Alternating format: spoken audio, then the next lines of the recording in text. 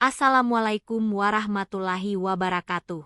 Mari sejenak kita bersyalawat kepada baginda Nabi Muhammad Shallallahu Alaihi Wasallam. Semoga hidup kita dipenuhi cahaya dan berkah, lahir maupun batin. Pernahkah kita membayangkan bagaimana seorang pria biasa, yang bekerja jauh dari kampung halaman, bisa menjadi suami dari wanita bangsawan Rusia? Apakah mungkin sebuah cinta lahir bukan dari pandangan mata, tapi dari ketulusan hati? Dan mengapa Allah mengatur jalan hidup dengan cara yang begitu mengejutkan? Dengarkan kisah ini dengan hati, karena mungkin ini bukan sekadar cerita, melainkan bukti bahwa rencana Allah selalu lebih indah dari dugaan manusia. Malam itu, kota Moskow diselimuti salju.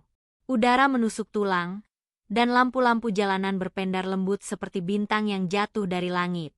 Malik berdiri di depan sebuah gedung apartemen mewah bertingkat 5.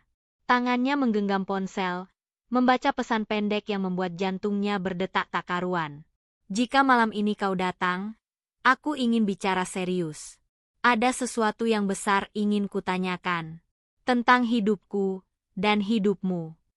Pesan itu datang dari Yelena Sokolova, majikannya. Seorang wanita muda Rusia yang buta dan baru 2 bulan ini menjadi sosok yang sangat dekat di hati Malik. Awalnya ia hanya seorang perawat, kini perasaannya semakin rumit. Apa maksud wanita itu? Bisik Malik, menatap salju yang perlahan menutupi sepatu botnya.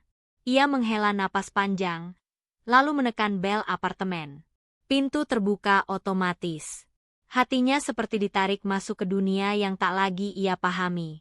Beberapa bulan sebelumnya, hidup Malik masih penuh kekhawatiran. Ia datang ke Rusia lewat agen tenaga kerja yang menghubungkannya dengan keluarga Sokolova. Pekerjaan utamanya adalah merawat Yelena, janda muda yang kehilangan suaminya dalam kecelakaan mobil, sekaligus kehilangan penglihatannya. Hari pertama ia masuk apartemen itu, Yelena menyambutnya dengan suara dingin. "Jangan banyak bicara. Aku hanya butuh perawat, bukan teman." "Baik, Nona," jawab Malik pelan. Yelena tak pernah melihat wajah Malik, tapi ia mendengar langkahnya, mengingat aroma tubuhnya, dan lambat laun, mengandalkan kehadirannya. Malik dengan sabar menyiapkan makanan, membacakan novel-novel Rusia yang panjang, bahkan menuntunnya keluar untuk merasakan sinar matahari musim gugur. Hari berganti hari, dan keheningan yang awalnya menakutkan, mulai berubah menjadi keintiman yang hangat. Ada malam-malam di mana Yelena bertanya tentang Indonesia, tentang Islam, dan tentang suara adzan yang pernah ia dengar di Turki. "Aku tidak bisa melihatmu, Malik. Tapi suara itu, suaramu menenangkan," ujar Yelena suatu malam, saat Malik selesai membacakan puisi. Namun di balik kedekatan itu, Malik tahu batasnya. Ia hanya perawat. Ia dibayar untuk peduli. Tapi mengapa hatinya mulai tak tenang tiap kali Yelena tersenyum? Dan kini, malam itu, ia kembali berdiri di depan pintu. Dengan hati yang penuh tanda tanya. Apakah ini awal dari sesuatu yang lebih besar? Ataukah justru akhir dari semuanya? Pintu terbuka. Dan Yelena berdiri di sana, dengan gaun biru muda, dan mata yang menatap kosong ke arah suara langkah Malik. "Aku sudah menunggu," katanya pelan. "Ada yang ingin kusampaikan. Dan ini bukan sekadar tentang pekerjaan." Di dalam ruang tamu yang hangat, suara denting perapian bersahutan dengan detak jantung Malik yang belum juga tenang. Langkah-langkahnya pelan, seolah tak ingin membangunkan bayangan-bayangan yang sedang bersembunyi di balik dinding rumah mewah itu. Yelena duduk di kursi goyangnya. Tangannya terlipat di pangkuan. Ia menoleh sedikit ke arah suara Malik yang mendekat. "Duduklah. Aku ingin kau di sini, bukan berdiri seperti orang asing," katanya. Malik menunduk, lalu duduk perlahan di sofa seberang. Jarak mereka hanya beberapa meter, tapi perasaan di antara mereka jauh lebih dalam dari itu. "Aku sudah berpikir lama." Suara Yelena pelan, seolah takut kata-katanya akan merusak sesuatu yang belum sempat terbentuk. "Tentang hidupku, tentang sepi ini, dan tentang kehadiranmu, Malik." Malik menelan ludah. Dadanya mengencang. "Maafkan saya kalau selama ini ada kata atau sikap saya yang tidak berkenan, Nona." Tidak, potong Yelena cepat. Justru itu, kau terlalu sopan, terlalu jujur, terlalu tidak seperti pria-pria di sekitarku. Ia menarik napas dalam, lalu tersenyum kecil. Kau tahu, saat kau membacakan surat dari suamiku yang sudah meninggal, aku merasa bukan kenangannya yang menguatkanku, tapi suaramu. Mata Malik membelalak, namun cepat ia tundukkan lagi. Ia tidak berani menatap wanita itu, meski wanita itu sendiri tak bisa melihatnya. Aku tidak ingin membuatmu tidak nyaman, lanjut Yelena. Tapi jika aku terus menyimpan ini, aku yang akan hancur pelan-pelan. Malik, apakah kau tahu rasanya merasa hidup kembali karena seseorang yang bahkan tak tahu betapa besar artinya ia dalam hidupmu? Suasana menjadi hening. Hanya suara kayu terbakar yang sesekali menggesek kesunyian. Malik membuka suara, suaranya rendah. Saya datang ke sini dengan harapan bisa membantu orang. Tapi saya tidak pernah membayangkan bahwa saya yang justru mendapat pelajaran dari seseorang yang tidak bisa melihat, namun mampu membaca hati manusia. Yelena tersenyum, walau matanya tetap kosong. Lalu, apa yang kau rasakan sekarang? Malik menunduk lebih dalam, tangannya mengepal di atas lutut. Saya bingung, Nona. Karena saya tahu saya tidak berasal dari dunia Nona. Saya orang kecil. Saya hanya perawat, anak petani. Sedangkan Nona wanita bangsawan, pewaris keluarga besar. Yelena mengangguk pelan. Tapi apakah Allah membagi cinta berdasarkan status? Atau berdasarkan ketulusan? Ucapan itu menancap di hati Malik, lebih dalam dari yang ia kira. Ia mengangkat wajahnya, menatap wanita itu meski wanita itu tak bisa membalas tatapan itu. Yelena mengulurkan tangan. Aku tidak minta jawaban malam ini. Tapi pikirkanlah. Apakah mungkin cinta tumbuh bukan karena mata, tapi karena hati yang mau mendengar dan merasakan? Malam itu berlalu tanpa jawaban. Tapi ada satu hal yang pasti. Pintu yang dibuka oleh salju tadi bukan hanya pintu rumah, tapi juga pintu hati yang selama ini tertutup rapat oleh luka dan jarak.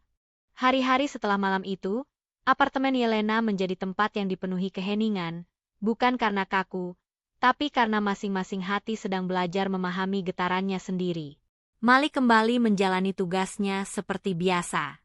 Membantu Yelena berjalan di taman kecil di belakang gedung, menyiapkan sarapan, hingga membacakan buku-buku puisi Rusia yang dulu terasa asing baginya.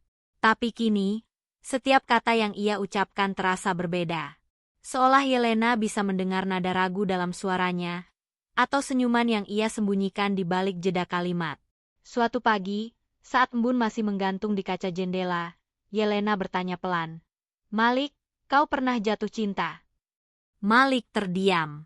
Ia sedang merapikan selimut wanita itu. Tangan kirinya mengepal, menahan detak jantung yang tak wajar. Saya pernah, jawabnya jujur. Tapi tidak pernah serumit ini. Yelena tertawa pelan. Kau pikir ini rumit bagimu? Aku bahkan tidak tahu seperti apa rupa pria yang mungkin sedang kucintai. Malik tersentak. Tapi ia tidak berani menanggapi pernyataan itu. Ia hanya melanjutkan pekerjaannya, meski jantungnya terus berdegup seperti genderang perang. Hari-hari itu menjadi ladang ujian bagi Malik. Ia mulai sering bangun malam untuk berdoa. Dalam sujudnya yang lama, ia menangis. Ya Allah, jika perasaan ini adalah jalan menuju kebaikan, maka bukalah jalan. Tapi jika ini hanya ilusi yang akan melukai, maka jauhkan aku tanpa menyakiti. Sementara itu, Yelena mulai meraba-raba dinding hatinya sendiri. Ia, yang dulu keras dan tertutup, kini mulai membuka diri terhadap hal-hal yang tak kasat mata. Termasuk tentang Allah, yang namanya sering disebut Malik saat membacakan doa. Apakah Allah bisa mendengar doa seseorang seperti aku? Tanyanya suatu siang. Allah mendengar doa siapa saja, jawab Malik lembut. Termasuk dari hati yang buta, karena Allah tidak menilai dari mata, tapi dari niat dan keyakinan. Seketika suasana menjadi sunyi. Tapi dalam kesunyian itu, terasa hadirnya sesuatu yang lebih dari sekadar kata. Yelena mengangguk pelan. Dan sejak hari itu, ia meminta Malik untuk membacakan ayat-ayat dari Al-Quran setelah sarapan. Ia menyebutnya lagu dari langit. Di antara ayat dan doa itu, jarak antara keduanya tidak makin jauh, justru makin melebur. Tapi Malik tahu, perasaannya harus tetap dijaga. Ia tak mau cinta ini menjadi dosa, jika tidak berada dalam jalan yang diridha Allah. Namun malam itu, sebuah panggilan video dari Indonesia mengubah suasana hatinya. Ibunya sedang sakit. Sangat sakit. Mak minta kamu pulang, Malik. Kalau bisa cepat. Suara kakaknya terdengar lirih. Hati Malik seperti terbelah. Ia menatap Yelena yang sedang tertidur di kursi. Apakah ini saatnya meninggalkan Rusia? Meninggalkan wanita yang telah menyentuh jiwanya? Atau Allah sedang menguji sejauh mana ia meletakkan cinta dan pengorbanan? Malam itu, Malik mengepak koper diam-diam. Ia mencium tangan Yelena dengan pelan. Jika Allah menghendaki, kita akan bertemu lagi, bisiknya. Dan ia pun pergi. Tanpa janji. Tanpa pamit yang jelas. Tapi dengan doa yang terus menyertai. 3 bulan berlalu sejak kepergian Malik dari Rusia. Apartemen Yelena kini kembali sunyi. Hanya suara radio dan perawat pengganti yang sesekali terdengar di sela kesepian yang menyesakkan. Tapi tak satu pun dari mereka mampu menggantikan suara lembut Malik, atau cara ia menyebut nama Allah dengan penuh keyakinan yang meresap sampai dada. Yelena duduk di kursinya seperti biasa, memutar bola salju kenangan yang disimpan di atas pangkuan. Tangannya menyentuh permukaan kaca, lalu berkata lirih, "Di dalam hatiku, salju belum mencair karena kau belum kembali." Sementara itu, di sebuah desa kecil di Jawa Tengah, Malik tengah duduk di sisi ranjang ibunya. Wajah ibunya pucat, tapi senyum hangatnya tetap menjadi sumber ketenangan. "Kamu harus kembali, Le," ucap ibunya pelan. "Kamu bilang, tugasmu belum selesai di sana. Kalau hati kamu tinggal di Rusia, maka kejar dan jemput." "Tapi Mak," Malik menahan air mata. "Saya tidak ingin meninggalkan Mak dalam keadaan begini." Ibu Malik memeluk putranya dengan lemah. "Allah akan jaga Mak. Tapi kamu harus jaga janji hatimu." Malam itu, Malik kembali bersujud panjang. Ia merasa seperti orang yang sedang berdiri di dua tepi jurang, dan hanya doa yang menjadi jembatannya. Beberapa hari kemudian, Malik kembali menginjakkan kaki di Moskow. Angin musim semi mulai menyapu butiran salju terakhir. Ia berdiri di depan pintu apartemen Yelena, tapi tak langsung mengetuk. Ia takut bukan takut ditolak, tapi takut bahwa dirinya datang terlambat. Setelah mengetuk dan menunggu cukup lama, pintu dibuka oleh seorang wanita muda. "Perawat baru. Maaf, Anda siapa?" "Saya, Malik. Saya dulu bekerja di sini." Wanita itu terdiam sejenak, lalu tersenyum. "Dia sering menyebut nama Anda." Malik masuk, langkahnya pelan, hampir tak terdengar. Di ruang tamu, Yelena sedang mendengarkan rekaman audio Malik yang dibacakan perawat baru dari ponsel. Suaranya seperti yang dulu. Bisik Yelena tanpa sadar bahwa pria itu kini berdiri tepat di hadapannya. "Saya kembali, Nona." Yelena sontak berdiri, tangannya meraba udara, mencari arah suara itu. "Malik, ini benar kau?" Malik menggenggam tangannya, membawanya ke dadanya. "Saya kembali. Jika Nona masih mengizinkan saya berada di sini." Yelena terisak. "Saya tidak pernah berhenti menunggu. Bahkan saat saya tak tahu lagi bagaimana bentuk menunggu." Malik tersenyum. "Saya pun tidak pernah berhenti berdoa." Lalu, dalam detik-detik hening itu, Yelena memegang wajah Malik, menyentuh garis-garis halus di pipinya. "Sekarang, saya tahu bagaimana rupamu lewat hatiku." Hujan salju tidak lagi turun. Tapi salju yang lama membeku di hati mereka akhirnya mencair. Dan untuk pertama kalinya, dua jiwa itu bersatu bukan karena pandangan mata, tapi karena ketulusan yang dijahit oleh waktu dan doa. Namun kisah mereka belum selesai. Karena malam itu, Yelena tiba-tiba berkata, "Malik, aku ingin kau menjadi suamiku." Malik terdiam, menahan napasnya. Malam menjadi saksi. Dan jawaban itu akan menentukan segalanya. Ucapan Yelena menggantung di udara, seperti salju yang berhenti tepat sebelum menyentuh tanah. Malik menatap wanita itu, yang masih berdiri dengan tangan menggenggam wajahnya. Wajah yang tak bisa melihatnya, namun mampu membaca isi hatinya lebih dari siapapun. "Malik, kau dengar, kan?" bisik Yelena, nadanya sedikit gemetar. "Aku ingin kau menjadi suamiku." Detik itu, Malik ingin langsung menjawab, tapi tubuhnya seolah membeku. Ini bukan hanya tentang cinta. Ini tentang tanggung jawab yang tak bisa dianggap enteng. Tentang dua dunia yang akan bersatu. Tentang keimanan, perbedaan, dan restu Allah.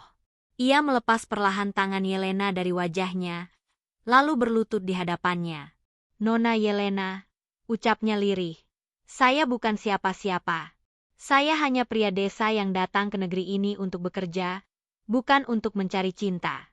Tapi Allah mengatur segalanya dengan cara yang tak bisa saya lawan." Yelena diam, napasnya tertahan. "Saya mencintai Nona," lanjut Malik, "bukan karena kecantikan Nona, atau karena harta, tapi karena hati Nona yang membuat saya merasa seperti manusia utuh." Yelena menunduk.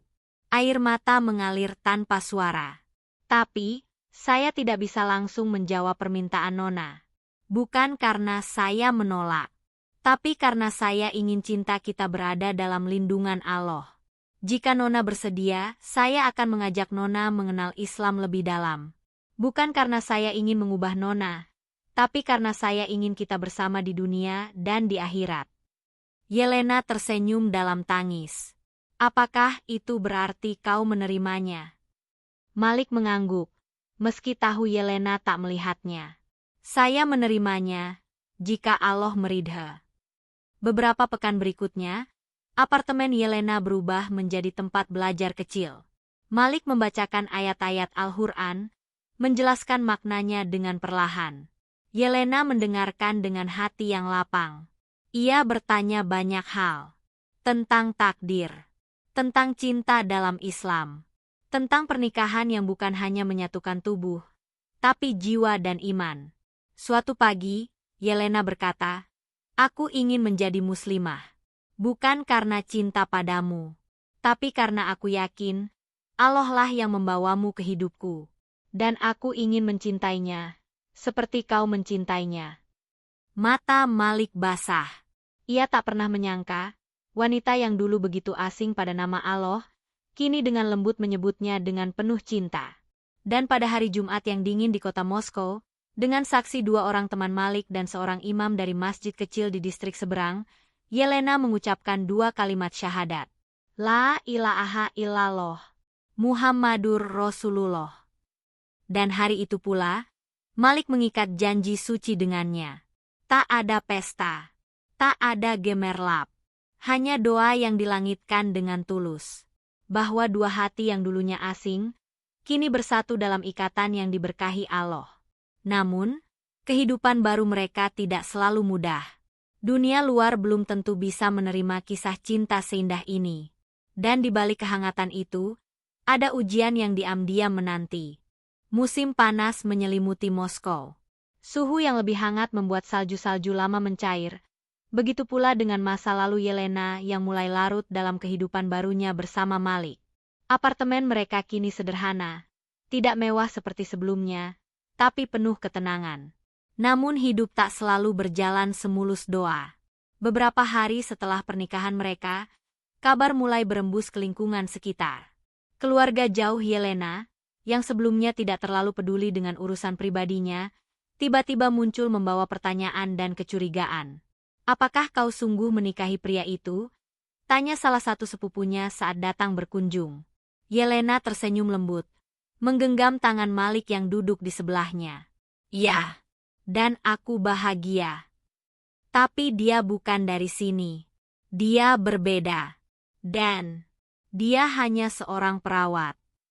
Malik menunduk, menahan diri agar tak tersulut. Yelena mengangkat wajahnya. Apakah itu membuat cintanya tak layak? Dia merawatku saat kalian semua pergi. Dia memberiku cahaya saat aku kehilangan pandangan. Sepupunya menggeleng pelan, lalu pergi tanpa banyak kata.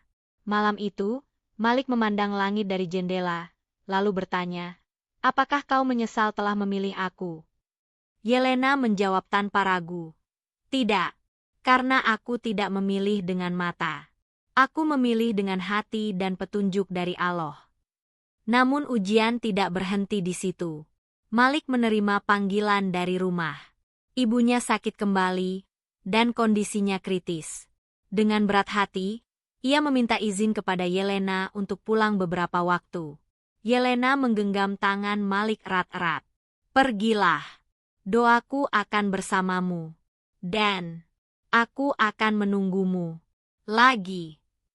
Perjalanan pulang ke Indonesia terasa berat. Hati Malik tercabik di antara dua dunia. Di satu sisi ada ibunya yang sedang menanti maut, di sisi lain ada istrinya yang baru saja menemukan cahaya Islam, kini sendiri dalam buta dan sepi. Saat tiba di rumah, Malik mendapati ibunya terbaring lemah namun tersenyum tenang. "Kau kembali, Le?" lirihnya. "Iya, Mak."